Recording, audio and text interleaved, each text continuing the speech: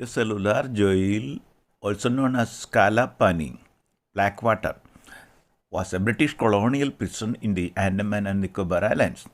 The prison was used by the colonial government of India for the purpose of exiling criminals and political prisoners. Many notable independence activists, including Sardar Singh Artillery, Diwan Singh Kalepani, Yogendra Shukla, Badhushara Dutt, Shadan Chandra Chatterjee, Sohan Singh. Today, the complex serves as a national memorial monument. History. Although the prison complex itself was constructed between 1896 and 1906, the British authorities in India had been using the Andaman Islands as a prison since the days in the immediate aftermath of the Indian Rebellion of 1857. Shortly after the rebellion was suppressed, captured prisoners were put on trial, with many of them being executed.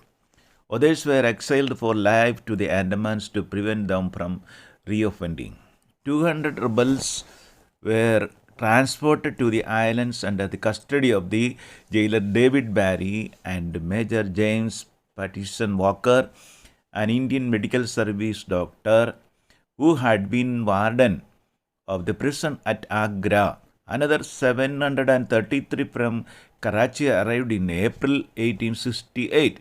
In 1863, Reverend Henry Fisher Corbin of the Bengal Ecclesiastical Establishment was also sent out there, and he set up the Andamans home there, which was also a repressive institution, albeit disguised as a charitable one. Reverend Corbin was posted in 1866 as vicar to St. Luke's Church, Abbottabad, and later died there and is buried at the Old Christian Cemetery. Abbottabad, more prisoners arrived from India and Burma as the settlement grew. Anyone who belonged to the Mughal royal family or who had sent a petition to Bahadur Shah Safan during the rebellion was able to be deported to the islands. The remote islands were considered to be a suitable place to punish the independence activists. Not only were they isolated from the mainland, the overseas journey to the islands also threatened them with the loss of caste, resulting in social exclusion. The convicts were also used in chain gangs to construct prisons, buildings, and harbour facilities. By the late 19th century, the independence movement had picked up momentum.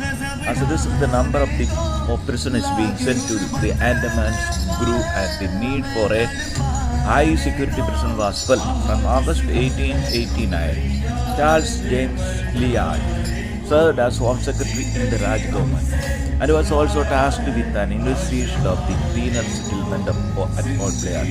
Both he and A.S. Lethbridge, a surgeon of the IMS, concluded that the punishment of transportation to the Andaman Islands was failing to achieve the purpose intended, and that indeed criminals preferred to go there rather than be incarcerated in Indian jails. Lyle and Lethbridge recommended that a penal stage should exist in the transportation sentence, whereby transported prisoners were subjected to a period of harsh treatment upon arrival. The outcome was the construction of the Cellular jail, which has been described as a place of exclusion and isolation within a more broadly constituted remote penal space. The construction of the prison started in 1896 and was completed in 1906. The original building was a hues-colored brick building. The bricks used to build the building were brought from Burma. The building had 7 wings, at the center of which a tower served as the intercession and was used by guards to keep watch on the inmates. This format was based on Jeremy Bentham idea of the Pentagon. The wings radiated from the tower in the straight lines, much like the spokes of a bicycle wheel. Each of the 7 wings had 3 stories. Upon completion, there were no dormitories and a total of 696 cells. Each cell was 4.5 by 2.7 meters in size, with a ventilator located at a height of 3 meters. The name Cellular jail derived from the solitary cells, which prevented any prisoner from communicating with any other. Also, the spokes were so designed such that the face of a cell in a spokes saw the back of the cells in another spoke. This way, communication between prisoners was impossible. They were all in solitary confinement. The locks of the prison cells were designed in such a way that the inmates would never be able to reach the latch of the lock. The prison guards would lock up the inmates and throw the key of the lock inside the jail. The inmate would try to put his hand out and try to unlock the door, but would never be able to do so, as his hand would never reach the lock. Prison condition and inmates. Conditions faced by prisoners in the Cellular jail was frequently abysmal.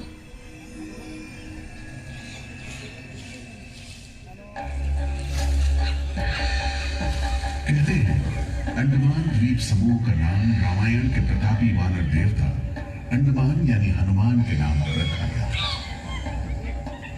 पुराने जमाने से ये कहानी चली आती है कि जब राम ने लंका पर चढ़ाई करने की योजना बनाई थी, तो पहले इन्हीं टापुओं से धावा मारने की सोची थी, लेकिन बाद में इरादा बदलकर धनुष कोटि से हमला किया। इतिहास और पुराण में अंडमान द्वीप समूह इसी सिलसिले में याद किया जाता रहा है।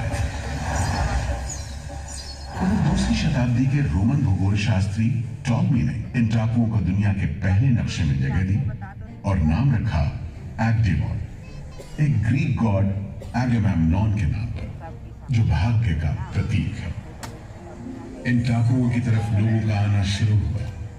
धर्म प्रचारक, लुटेरे, बागी, मल्ला, किस्मत आजमाने को निकले जहाजी, हर तरह के लोग यहाँ आते रहे। 18वीं सदी के अंत में ईस्ट इंडिया कंपनी ने इन टापुओं पर एक बस्ती कायम करने की कोशिश की और यहाँ लेफ्टिनेंट आर्चिबाल्ड ब्लेयर को भेजा, मगर ये कोशिश नाकाम रही और अगले 60-70 बरस तक किसी ने इन टापुओं की सुध नहीं ली।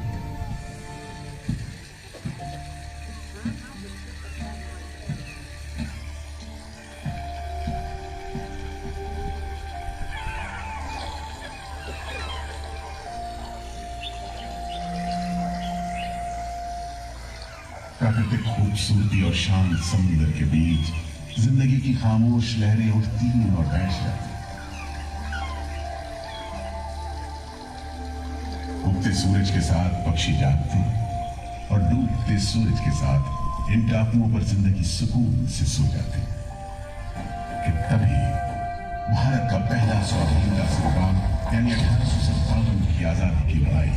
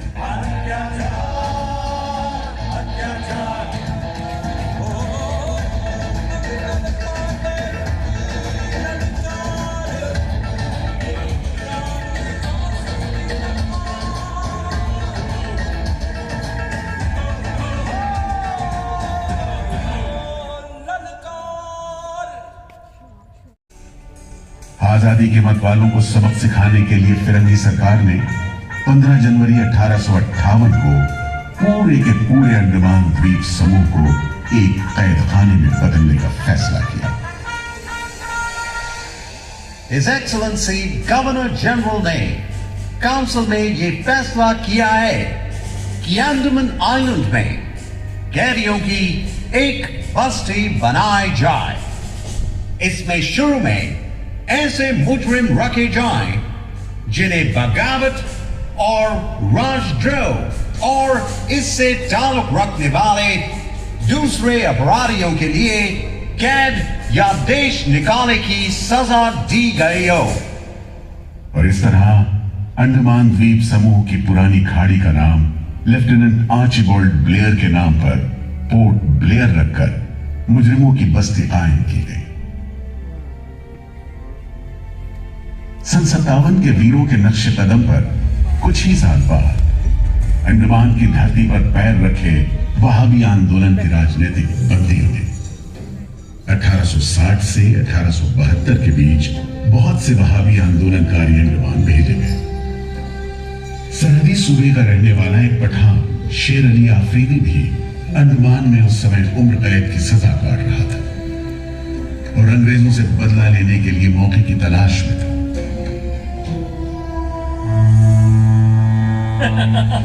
क्यों है शेर अली, तुम इस भीड़ भाड़ में कैसे? ओए, हम सुना है फिरंगी का लाट साहब इधर आता है। हम भी देखने आया है जुल्म करने वाले का सरदार कैसा दिखता है।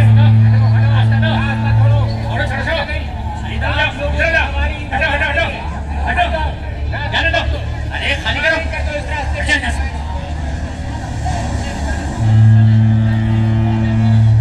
देखो आ गए भाई साहब, अंग्रेज बहादुर आ गए। मिस्टर बेल, मैं सोचता हूँ कि इस खूबसूरती के बीच रहने के लिए प्रिजनर होना भी मैं एक्सेप्ट कर लेता। Yes, indeed. Just look how beautiful this place is. ये प्रिजनर लोग इस खूबसूरती को नहीं देखते, वरना इस टापू को प्रिजन नहीं स्वर्ग समझते। यस सर, आप ठीक कहते हैं। इधर आइए प्लीज। हम तुमको खत्म कर देगा फिरंगी जालिम। कैदियों के साथ तुम लोग जो हैवानी सुलूक करता है, हम बर्दाश्त नहीं करेगा। कौन है? शेर अली है, सजा याफ्ता कैदी, सजा में रियायत पाकर नाई की दुकान चलाता है। जैसा कि होना था, शेर अली को फांसी हो गई।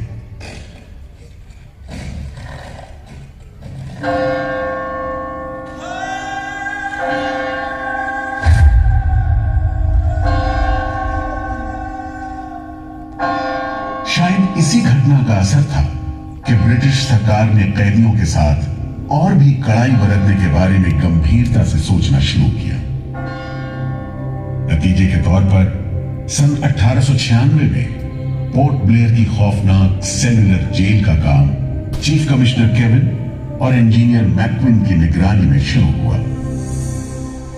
यूरेनस मक्विन, आपकी जांच पूरी हो गई?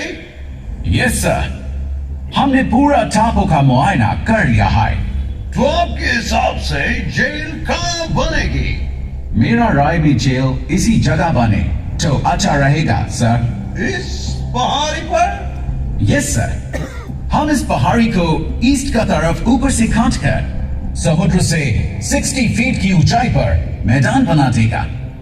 इससे दो फायदा होगा, जेल के लिए जगह निकलेगा और पहाड़ी खाते से जो मीठी निकलेगा उससे हम नीचे का दलदल को भरकर ऑफिसर्स के लिए टेनिस एंड क्रिकेट खेलने का मैदान, इवन जिमखाना क्लब भी बना सकता है सर। तय हुआ कि 5 लाख रुपए की लागत से पोर्ट ब्लेयर की इस पहाड़ी पर जेल बनेगा। फॉरेन कारीगरों के अलावा 600 कैदियों को काम पर लगा दिया गया। इस जेल में एक वक्त में 700 कैदियों को बंद रखा जा सकता है। योजना के अनुसार जेल के बीचों बीच एक मीनार बनाई जानी थी, जिसकी 7 दिशाओं में 7 खंड किसी सितारे की भुजाओं की तरह निकले होंगे। हर खंड में 3 मंजिलें बनाई जानी थी और 7 खंड में कुल मिलाकर 698 कोठरियों का निर्माण होना था। ईंटों की ढुलाई के लिए ट्रेन की 5 मील लंबी पटरी बिछाई गई। इमारत बनाने के लिए ढेर सारे सामान बर्मा से मंगवाए गए। जेल को बनाने में कोई 3 करोड़ ईंटें इस्तेमाल की गई। इंसानी खून पसीने की तो कोई गिनती ही नहीं।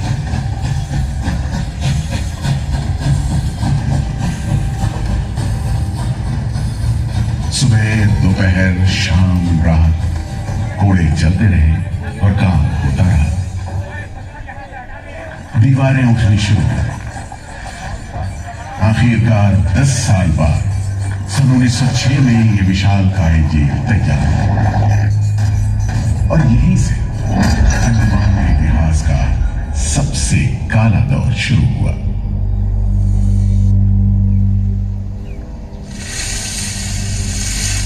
हाँ, सच कहते हो। आज भी उस दौर को याद करके झुरझुरी सी हो जाती है।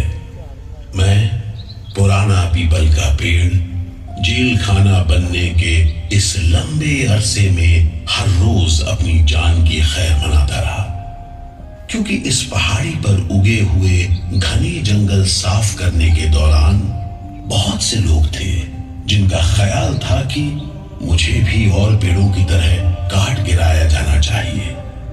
लेकिन मैं बच निकला। मेरी किस्मत में शायद खड़ा रहकर इस जेल में होने वाली यातनाएं देखना लिखा था। हर एक कैदी जेल के फाटक के भीतर आकर मेरी डालियों के नीचे से ही निकला है।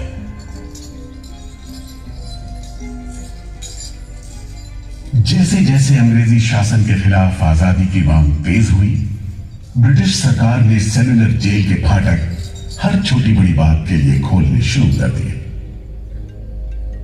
किसी ने पर्चा निकाला तो अंडमान जेल, किसी ने लेख लिखा तो अंडमान जेल। लेकिन जब आजादी की लौ दिल में जल रही हो तो लोगों को कब तक रोका जा सकता है? 20वीं सदी शुरू होते होते फिरंगी सरकार के खिलाफ जंग में तेजी आ गई। अलीपुर षड्यंत्र कांड, चटगांव डकैती कांड, काकोरी कांड, लाहौरी बम कांड, मुपला विद्रोह, नासिक षड्यंत्र, कितने मामले गिनवाएं, ये सूची लंबी है।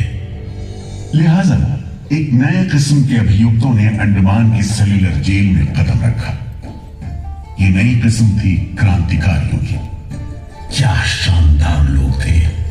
मस्ती में झूमते, गीत गाते जेल में कदम रख रहे थे, मानो जेल नहीं मंदिर जा रहे हो। आजादी के ये परवाने देश के कोने कोने से आए थे। सरफरोशी की तमन्ना अब हमारे दिल में है, देखना है जोर कितना बाजुए का दिल में है। वक्त आने दे, बता देंगे तुझे आसमां, हम अभी से क्या बताएं, क्या हमारे दिल में है। सोहन सिंह भकना हाजिर। मोतीलाल वर्मा हाजिर। पंडित परमानंद शास्त्री हाजिर है। बटुकेश्वर दत्त हाजिर। सचिंद्र नाथ सान्याल हाजिर। उल्लासकर दत्त हाजिर। पृथ्वी सिंह आजाद पृथ्वी सिंह आजाद। आज़ाद। हर आदमी के दिल में स्वाधीनता की लौ जल रही थी। इस जोत को बुझाने का काम ब्रिटिश सरकार ने जिस अफसर को सौंपा वो था सेल्यूलर जेल का जेलर डेविड बेरी। जमादार। जी हुजूर। नया कैदी लोग आया? जी सरकार, सभी लाइन से खड़े हैं। ठीक है, सुनो, इनसे कह दो कि इस जगह पर हम शेर को पालतू बनाता है। तुम जेल का दीवार देखता है, जानता है इसको इतना नीचे क्यों बनाया? इधर से कोई भागने को नहीं सकता। यह सब तरफ 1000 माइल्स तक पानी है और ऊपर खुदा है। और तुम हमको देखता है? हम इधर का खुदा है, डेविड बेरी। Get it? इस तरह कैदियों से ठसाठस भरी जेल की गंदी सीलन भरी बदबूदार हवा में कैदियों का बंदी जीवन शुरू होता है। बेड़ियों की आवाज, वार्डनों की गाली गलौज और मार खाते कैदियों की चीख पुकार से गूंजते कोठरियों का दमन घुटू माहौल कड़े से कड़े इंसान को तोड़ने के लिए काफी था। लेकिन इन कोठरियों में ऐसे बंदी भी आए जिन्हें ये माहौल हताश करने की बजाय जुल्म का मुकाबला करने की प्रेरणा देता रहा। वीर विनायक दामोदर सावरकर, ये नाम ऐसे ही बंदियों में बड़े सम्मान के साथ लिया जाता है।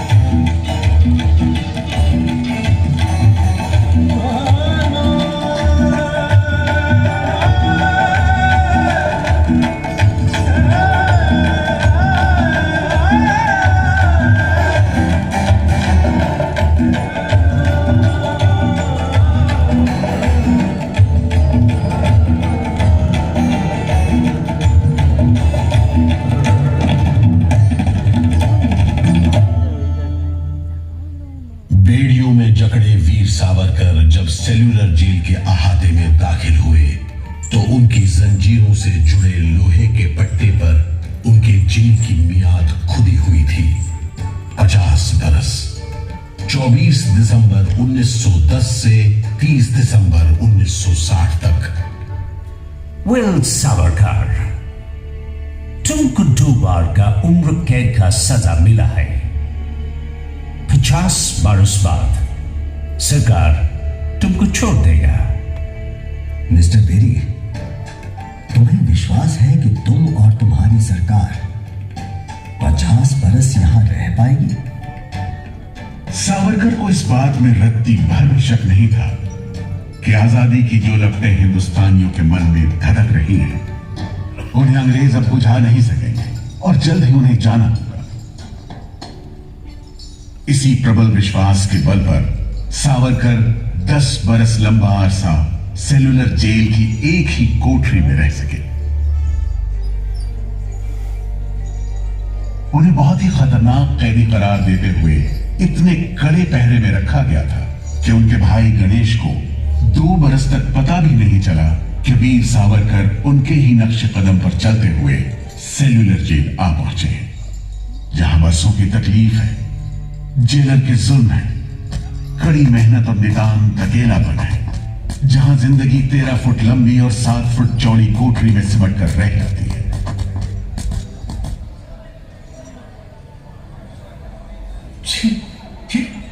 ये कैसा रद्दी खाना है? चावल में कंकड़ है, सब्जी में रेत है और दाल में कीड़े। खाना क्या है? घास फूस है। बर्तन भी देखो कैसे टूटे फूटे, जंग से लाल और तेल से जुड़े हुए। सबसे ज्यादा कमी तो पानी की है। आज सुबह जब मैंने पानी मांगा, जमादार बोला दिन में 2 बार मिलेगा बस। अरे पीने लायक होता तो बात नहीं। इतनी बास मारता है कि नाक बंद करके पीना पड़ता है। इस खाने को कैसे खा सकते हैं? कैदियों को गाली देना या पीटना मामूली बात थी, चाहे वो खा रहे हों या काम कर रहे हों। और काम न सिर्फ मुश्किल था बल्कि उसका कोटा भी तय था। 7 में से 4 खंडों की कोठरियों में तेल निकालने के उपकरण लगे थे।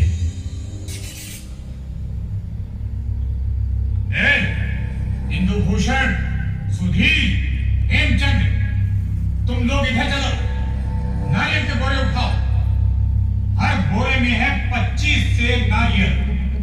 इन्हें पहुंचाओ तीसरी मंजिल पर। शाम तक हर आदमी को 30 पाउंड तेल निकालना है, समझे? हम इतना तेल कैसे निकालेंगे? वो मशीनें तो हाथ से चलानी पड़ती हैं। जबान मत लड़ाओ बदमाश। जो हाथ बम पिस्तौल चलाते हैं वो मशीन नहीं चला सकते। चलो जल्दी करो, भाग कर जाओ और काम करो।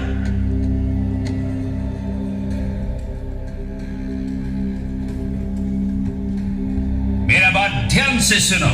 जी हुजूर।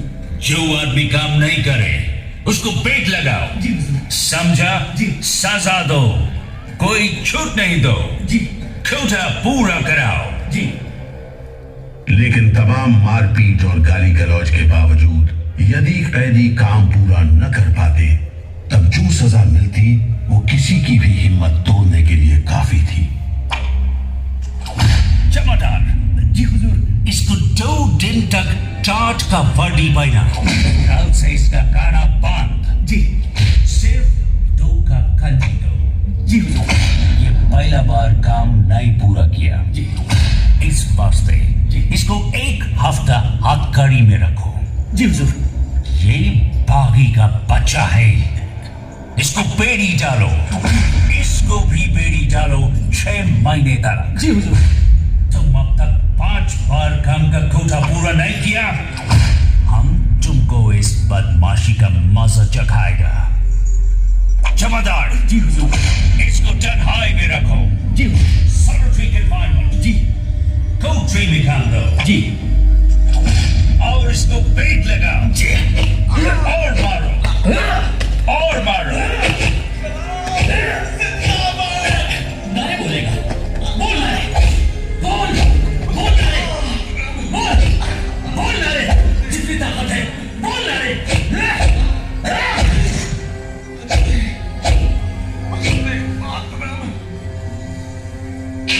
उल्हासकर दत्त ने इस सारी तकलीफ की दिल को छू देने वाली तस्वीर खींची है। हमारे गांव में तेल के लिए कोल्हू में बैल जोते जाते हैं। वो भी दिन में 10 से 12 सेर से ज्यादा तेल नहीं निकाल पाते। जेल में मुझे 2 और कैदियों के साथ बैल की जगह जोत दिया जाता था और हमें शाम तक 1 मन नारियल का तेल निकालने का काम सौंपा जाता।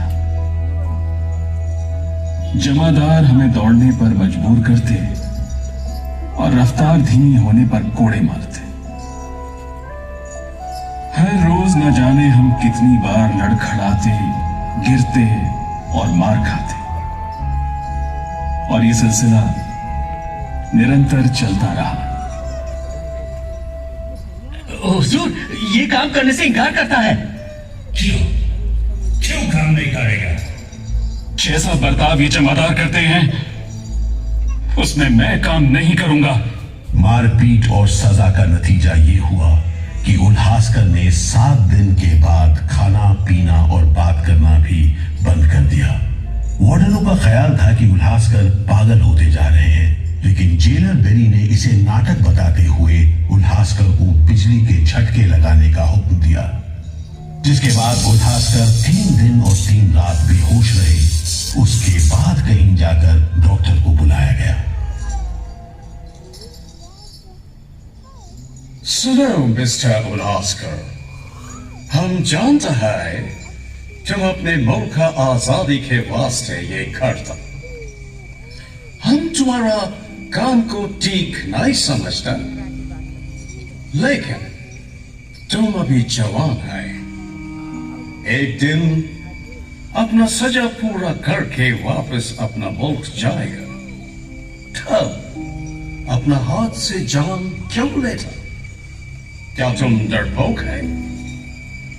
हम अपना सीनियर ऑफिसर का हुक्म नहीं बदल सकता, लेकिन तुम चाहेगा तो हम तुमको मेंटल हॉस्पिटल में भर्ती करा देगा। ठीक है, इन जानवरों के बीच रहने से पागलों के बीच रहना बेहतर होगा। उल्हासकर की सारी तकलीफ का जेलर डेविड बेरी पर कोई असर नहीं हुआ। उल्हासकर के जाने के बाद बेरी ने वीर सावरकर को चिढ़ाते हुए पूछा, क्यों सावरकर, तुम भी पागलपन का बहाना करेगा क्या? तुम्हारे बाद मिस्टर बेरी। अच्छा। हाँ, जिस तरह के अत्याचार तुम कर रहे हो उनसे कोई भी आदमी पागल हो सकता है। रहने दो ये सब बात सावरकर, तुम अच्छी तरह जानता है उल्हासकर पागल नहीं है, बहाना खाता है। मिस्टर बेरी, अगर तुम सोचते हो कि उल्लास बहाना कर रहा था तब तुम पहले ही पागल हो चुके हो। ये सब अत्याचार बंद करो, वरना हमारे पास स्ट्राइक के अलावा कोई रास्ता नहीं बचेगा।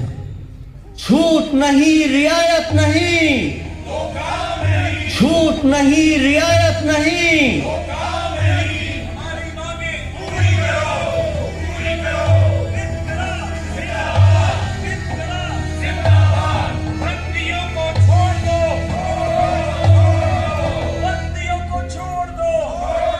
और इस तरह कैदियों ने अपना आखिरी हथियार इस्तेमाल करना शुरू किया।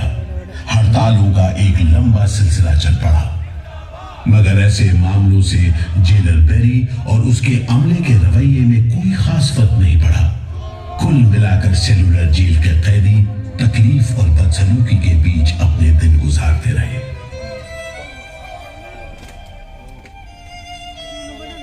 मगर एक सुख का स्मरण ना करना नाइंसाफी होगी। वो सुख था बुलबुलों की चहक, उनका मधुर स्वर, उनके झुंड कल कल करते नारियल के टुकड़ों पर टूट पड़ते। गंभीर विचारों से मुक्ति पाने के लिए मैं मन को बलपूर्वक इन बुलबुलों की चहक में लगाए रखता। मैं अपनी भाषा उन्हें सिखाने में असमर्थ था।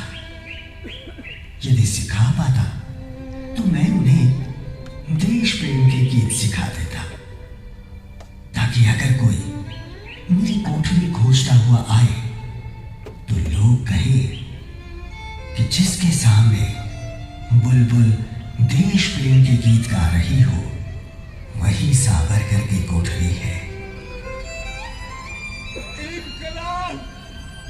एक बार में 3 कैदियों को फांसी पर लटका दिया जाता।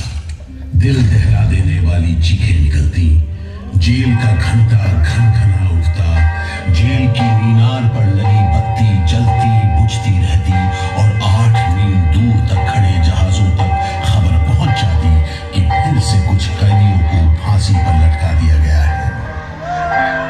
12 मई 1933 को कैदियों ने फिर भूख हड़ताल का हड़ताल करने वालों में सरदार भगत सिंह के बहादुर साथी महावीर सिंह भी शामिल थे। हड़ताल के 5वें दिन जब कैदियों को जबरदस्ती खुराक दी जाने लगी तो महावीर सिंह ने ताकतवर विरोध किया। जालिमों, तुम नहीं जानते कि हम कौन हैं। हम मर सकते हैं और छुप कर नहीं रह सकते। हमें ऑर्डर मिला है तुम्हें दूध पिलाने का। चलो जमादार, पकड़ो इसे। इंकलाब जिंदाबाद।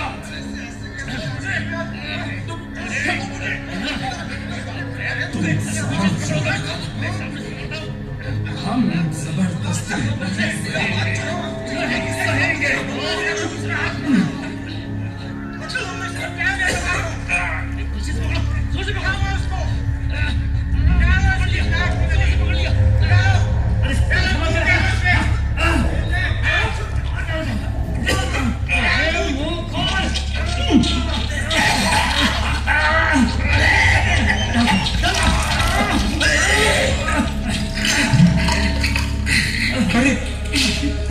ये क्या हो गया? ये क्या हो गया?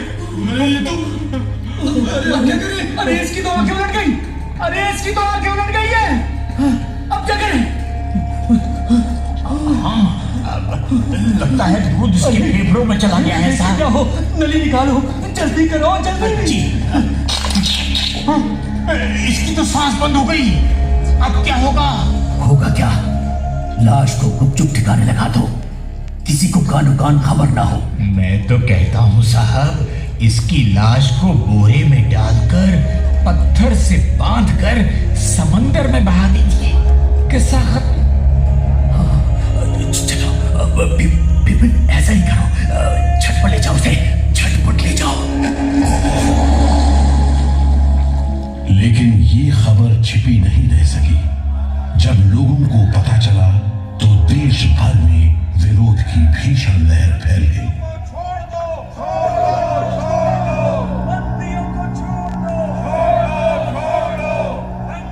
और फिर 45 दिन बाद 26 जून 1933 को जेल अधिकारियों ने हथियार डाल दिए। लेकिन देश अभी भी गुलामी की जंजीरों में जकड़ा हुआ था। इन्हीं हालात में सन 1937 के संवैधानिक सुधार लागू किए गए और कांग्रेस ने अनेक प्रांतों में मंत्रिमंडल कायम किए। स्वाधीनता की तरफ बढ़ते कदमों में तेजी लाने के लिए अंडमान के सेलुलर जेल के बंदियों ने भी आवाज बुलंद की। बंदियों की रिहाई, स्वदेश वापसी और राजनीतिक बंदियों के लिए बेहतर सुविधाएं हासिल करने की मांग को लेकर 24 जुलाई 1937 को सेलुलर जेल के कैदियों ने सामूहिक अनशन शुरू किया।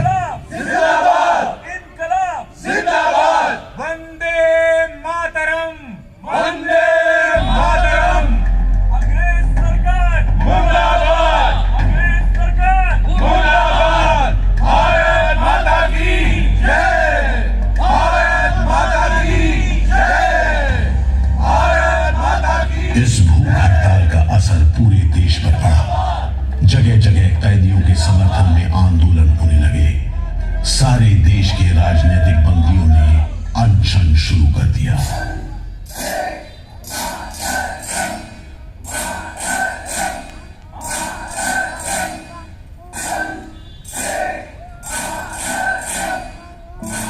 गुरुदेव रविंद्रनाथ ठाकुर और कांग्रेस की कार्यकारिणी की तरफ से जवाहरलाल नेहरू ने कैदियों से भूख हड़ताल समाप्त करने की अपील की और 28 अगस्त 1937 को गांधी जी ने सेलुलर जेल के बंदियों को तार से संदेश भेजा। मैं गुरुदेव रविंद्रनाथ टैगोर और वर्किंग कमेटी की राय में अपनी अपील भी जोड़ना चाहता हूं। आप सब हड़ताल वापस ले लें और हम पर भरोसा रखें। हम आपको राहत दिलाने के लिए पूरी कोशिश कर रहे हैं। कैदियों पर गांधी जी की इस अपील का बहुत असर पड़ा। सभी कैदियों ने आपस में सलाह करने के बाद जवाब दिया। देशव्यापी अपील और आपके संदेश ने हमारे दिलों को छू लिया है। हम इस भरोसे पर भूख हड़ताल मुलतवी कर रहे हैं कि सारे देश ने हमारी मांगों और हमारे उद्देश्य को अपना बना लिया है। वंदे मातरम। 36 दिन के संघर्ष के बाद एक बार फिर बंदियों की जीत हुई। नतीजे के तौर पर सितंबर 1937 से सेलुलर जेल के कैदियों की स्वदेश वापसी शुरू हो गई। आखिरी जत्था जनवरी 1938 में रवाना हुआ और 80 साल बाद सेलुलर जेल राजनीतिक बंदियों से खाली हो गई और अंडमान द्वीप समूह के इतिहास का एक तकलीफदेह दौर खत्म हो गया।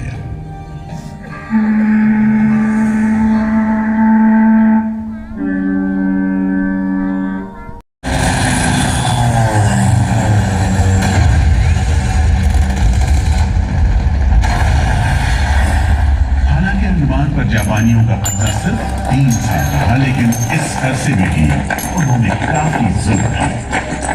हर आदमी उनकी नजर में अंग्रेजों का जासूस था।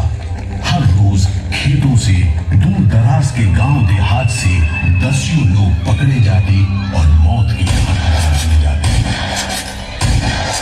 बहुत से लोग तो खाने की कमी के कारण जहाज पर लादकर दूर समंदर में फेंक दिए।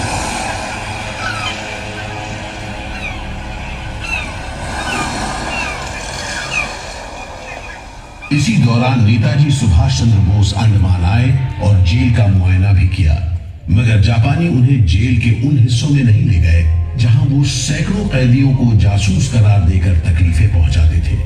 अपनी छोटी सी अंडमान यात्रा के दौरान नेताजी ने तिरंगा भी फहराया।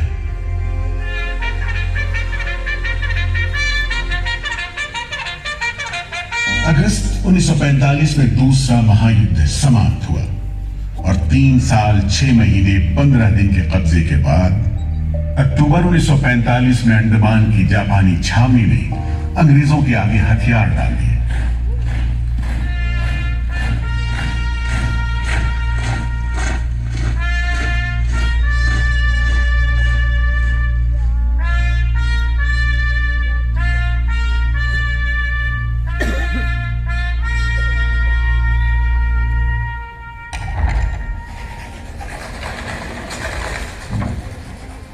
सेलुलर जेल के फाटक एक बार फिर खुले और कैदियों को रिहा कर दिया गया। इसके बाद 2 साल के अंदर अंदर भारत में ब्रिटिश सरकार का शासन खत्म हो गया।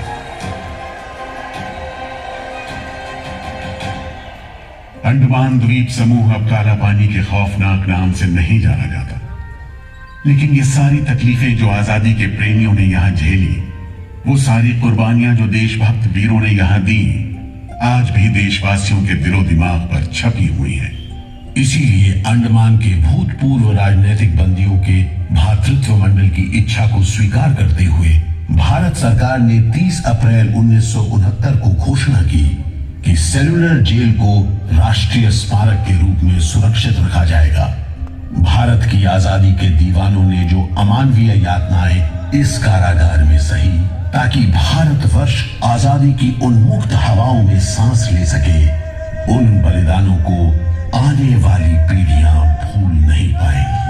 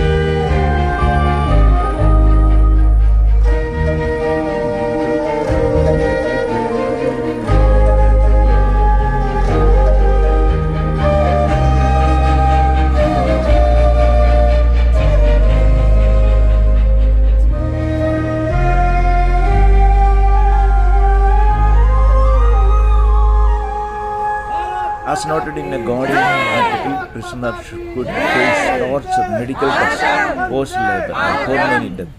In response to poor condition in the Cellular jail, including the quality of prison food, numerous prisoners went on hunger strikes. Those who did were often force-fed by the prison authority. Solitary confinement was implemented as the British government of India wanted to ensure that political prisoners and revolutionaries be isolated from one another. The Andaman Islands served as the ideal setting for the colonial government to achieve this. Most prisoners of the Cellular jail were independence activists. Some inmates were Fasi, Hyderabadi, Yogendra Shukla, etc., etc. Many Moplas arrested in 1921 Malabar rebellion were also Many Moplas arrested in the 1921 Malabar rebellion were also lodged in Cellular jail.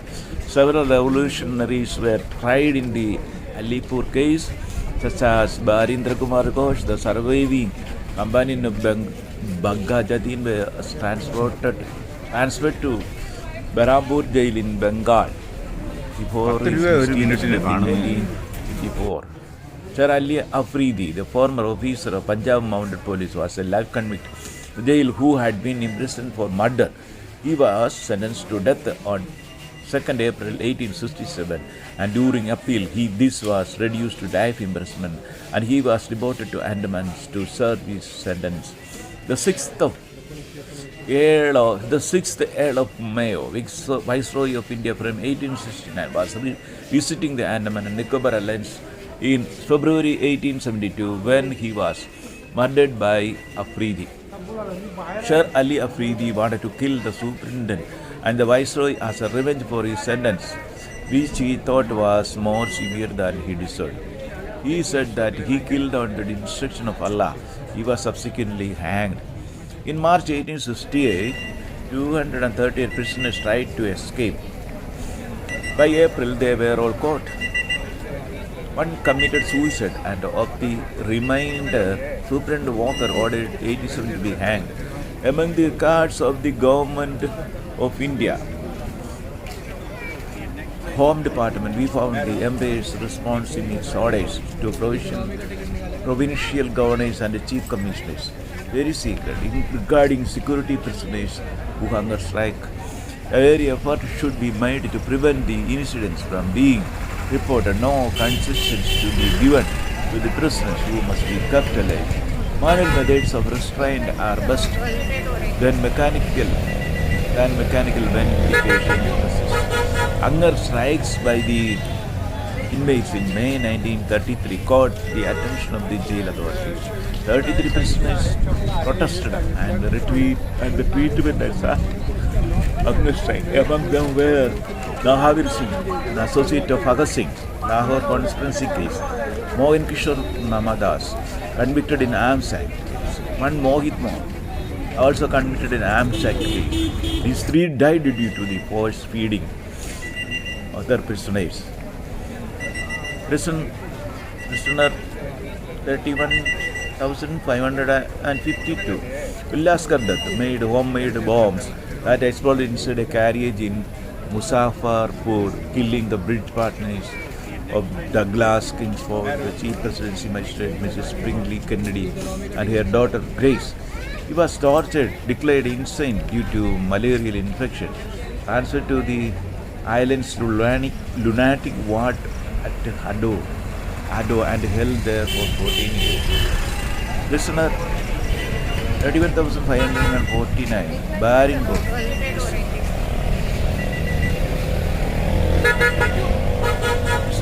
10,870, Choitu came to closest to succeeding. According to the Guardian, they stole away from the islands on March 26, 1872, rowing out into the Bay of Bengal on homemade rafts across a 750-mile stretch of turbulent water, dodging schools of bounty hunters who fought over 250 rupee rewards. Picked up by a British vessel, they persuaded the crew that they were shipwrecked fishermen and eventually pitched up free at the Strangers' Home for Asiatic in London. They too were fed clothed, and given a bed. But while they slept, Colonel Douglas, the home's proprietor, took photographs that were circulated around the empire. One morning, Mehtab and Choitan awoke to find themselves shackled and frog-marched abroad, a ship bound for India. Prisoner 68, Mahavir Singh, it took a while for the whisper to reach the yard 5 wing. By then it was 8 p.m. The bell rang again. Every prisoner shuffled to his locked gate. The feeding tube had gone into Mahavir Singh's lungs. They were filled with milk. Doctors were now fighting to revive him, so we shouted, Inqilab Zindabad. Long live the revolution, Inqilab Zindabad. 21 Marlies ran out of the central tower. Inqilab Zindabad. 20 hands were long drawn. A gun was struck off. Midnight, Dr. Edgem nodded in the penal colony's hospital log. Mahavir Singh dead. Mahatma Gandhi and Rabindranath Tagore launched a campaign to shut down the jail, and the colonial government decided to repatriate the political prisoners from the Cellular jail in 1937 to 1938. The Cellular jail was first emptied in 1939, and 2 years later, the Japanese seized the islands, transforming the penal settlement into a prison of war camp, incarcerating the British warders. In 1942, the Andamans would become the first piece of India to be declared independent.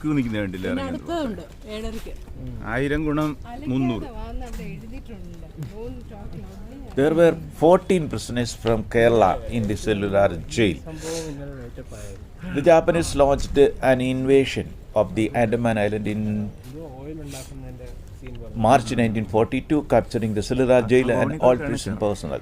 The Cellular jail then became home to British prisoners of war, suspected Indian supporters of the British, and later the members of the Indian Independence League, many of who were tortured and killed there by the Japanese. Notionally, during this period, control of the islands was passed to Subhash Chandra Bose, who hoisted the Indian national flag for the first time on the islands at the Gymkhana rock ground in Port Blair, appointed INA General A.D. Lognathan as the governor of islands, and announced the Azad Hind government was not merely a government in exile and had freed the territory from British colonial rule. On 7th October 1945, the British assumed control of the islands and prison following the surrender of the islands to Brigadier J.A. Solomons of the 116th Indian Infantry Grade. Post-independence, another 2 wings of the jail were demolished after the India achieved independence. However, this led to protests from several former prisoners and political leaders who saw it as a way of erasing the tangible evidence of their history. The Govind Ballabh Pant Hospital was set up in the premises of the Cellular jail in 1963. It is now a 500-bed hospital with about 400 doctors serving the local population. It's also as a medical college, known as Medical College. Cellular jail was declared a national memorial by the Prime Minister of India, Morarji Desai, on 11th February 1979. The country's centenary of the jail's completion was marked on 10th March 2006. Many former prisoners were celebrated on this occasion by the government of India. Apart from guided tours, a sound and light show is also run in the evening, narrating the showcasing of trials and tribulations of the inmates. It is available in English and Hindi. Kalapani, a Malayalam historical drama film, was based on the prison and its inmates during 1950. Some scenes were shot in the actual prison.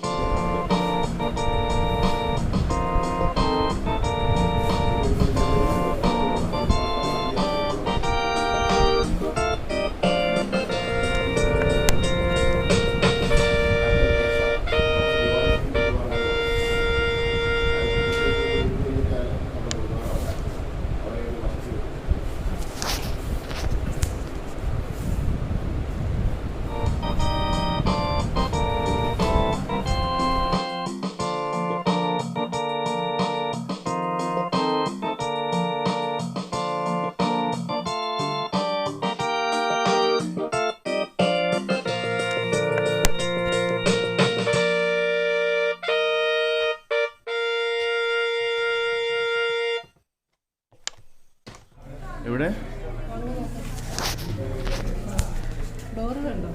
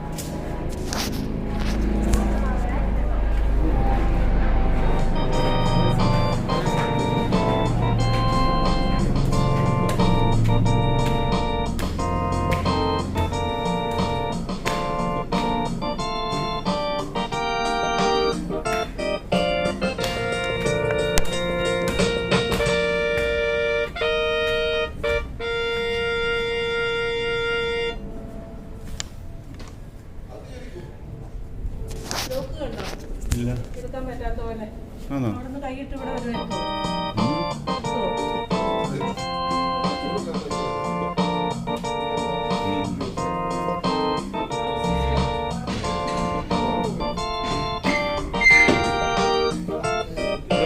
പൂട്ടിയിട്ടിട്ട് നമുക്ക് പോവാം. എവിനെയാ 2 നേരം ഇവിടെ പൂട്ടിയിട്ടിട്ട് പോവാം. Very flexible, a hand without a ball, Yeah. and almost 1.5 meters.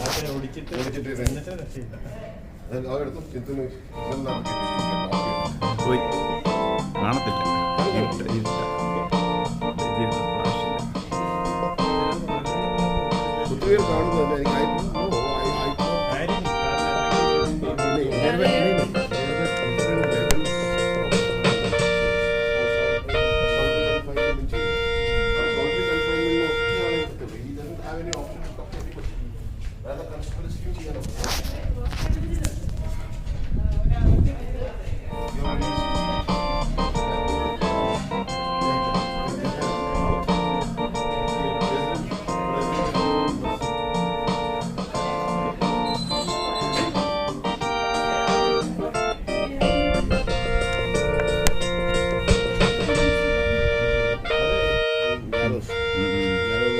അത് ശരി പൂക്കുന്നേ.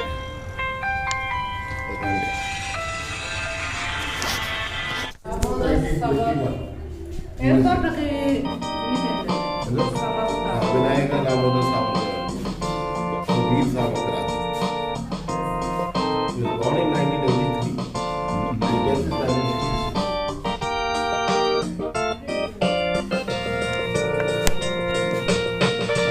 അപ്പോൾ പ്രധാനമന്ത്രിയാണ് ദാമോദർ. ഒരു കുടുംബക്കാരാണ്.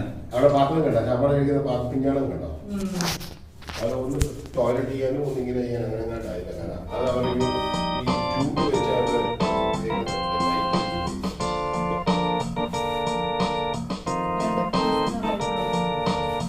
ഈ ഫോട്ടോ ഞാൻ കണ്ടിട്ടുണ്ട്. ഒത്തിരി ഇതുപോലുള്ള മീശയൊക്കെ ആയിട്ടുള്ള രാഷ്ട്രപിതാവായിട്ട് ഭരണഘടനയിൽ പറയും. probably good, but that is an individual. ഇവിടെ ഫുഡൊന്നും കൊടുക്കാനില്ല.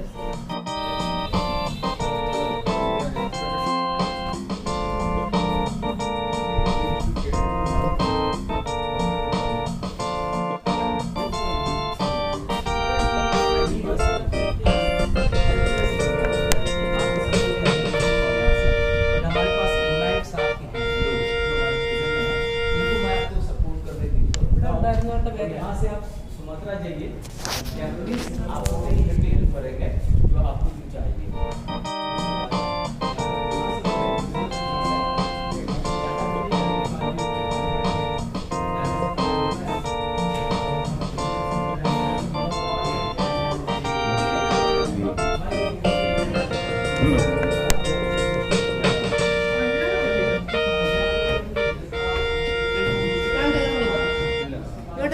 ഈ വഴിയല്ലേ ഇറങ്ങാം?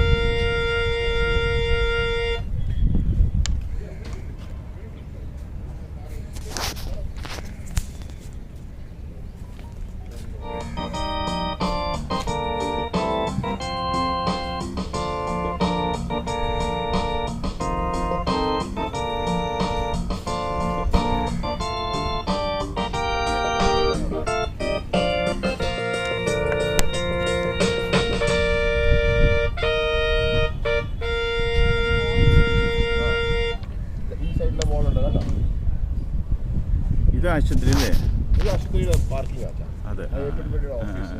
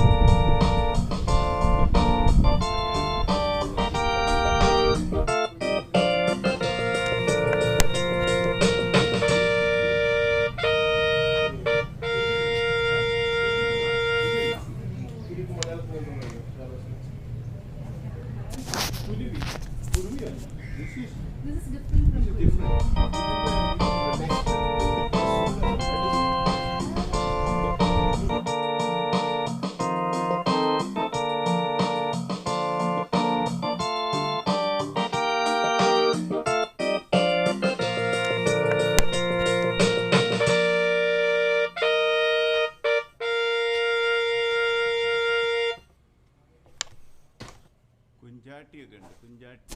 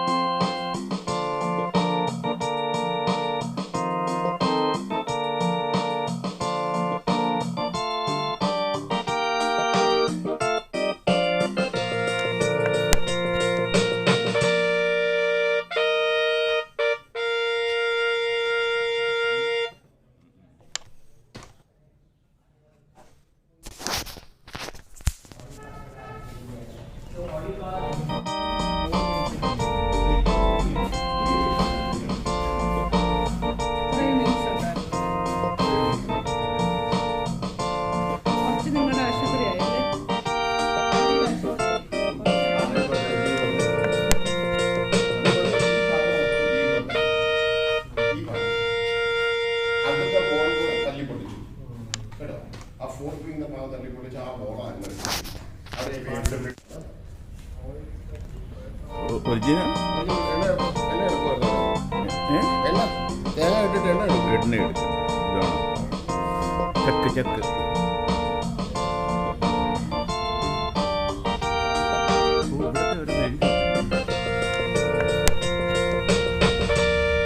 Oil grinding.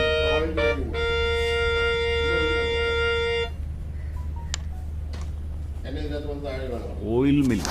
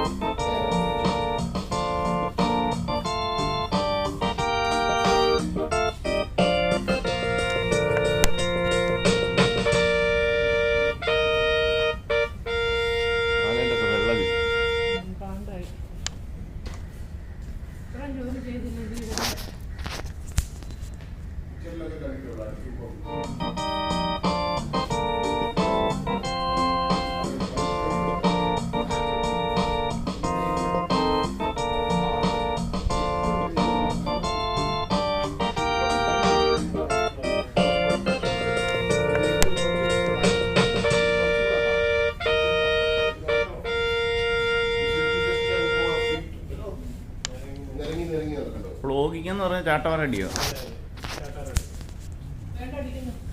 ഓ ചണ്ടിക്ക്.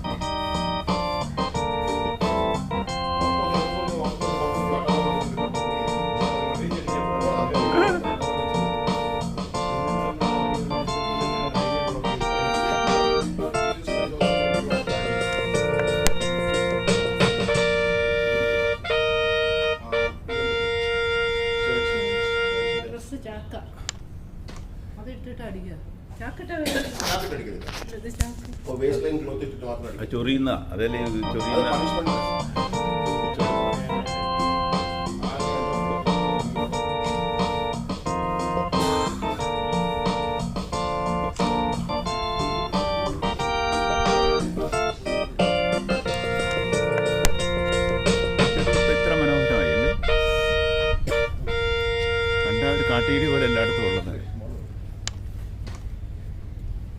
അതാണ് കലാകാരനുമായിട്ടൊരു വ്യത്യാസം.